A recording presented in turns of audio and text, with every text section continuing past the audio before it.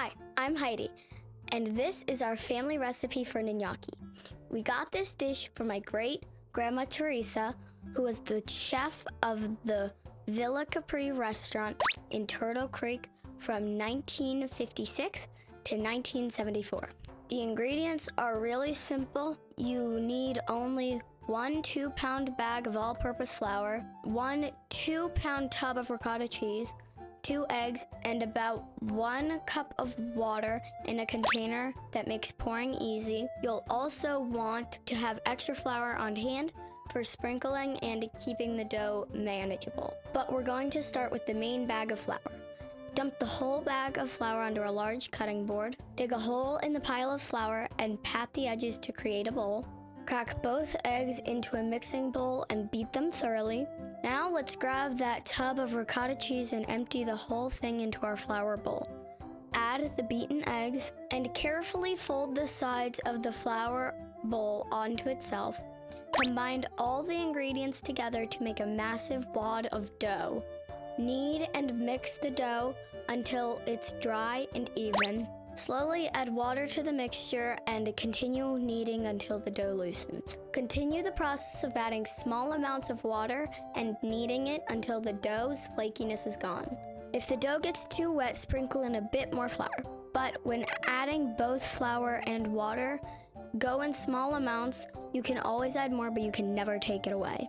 Once the dough ball is elastic and even, sprinkle some flour onto the cutting board and begin to roll the ball into a log.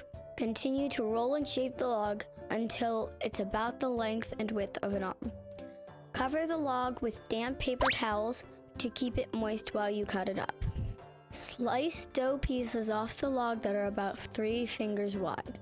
Roll the dough pieces into a snake about the width of a finger and slice them into little blobs about the size of a Tootsie Roll. Rest a fork on the cutting board and roll each dough pillow down the tines with your finger. This maneuver looks difficult, but it's not hard because it doesn't have to be perfect.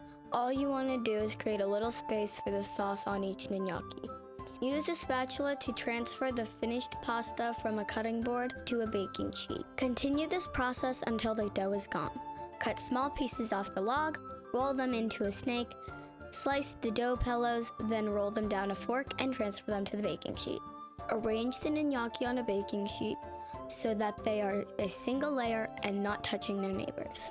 Slip the full sheets into the freezer and let them firm up overnight.